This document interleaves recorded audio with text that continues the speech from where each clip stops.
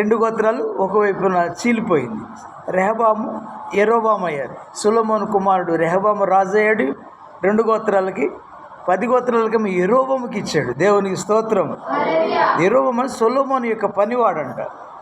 అక్కడ సైన్యంలో పనిచేసేటువంటి అతనికి ఇచ్చాడు, దాసునికి ఇచ్చాడు.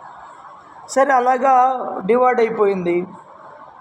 వాళ్ళు దేవుని మాట వినని కారణం చేస్తా క్రీస్తు పూర్వం 587 సంవత్సరమున నెబుకద్నెజర్ అనే రాజును పంపించి దేవాలయాన్ని పడగొట్టించాడు. యెరూషలేమును సమూల ధ్వంసం చేయించాడు.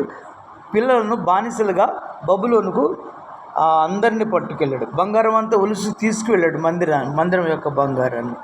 అలాగ మందిరం పడగొట్టబడింది ఒకసారి. దేవుని స్తోత్రం.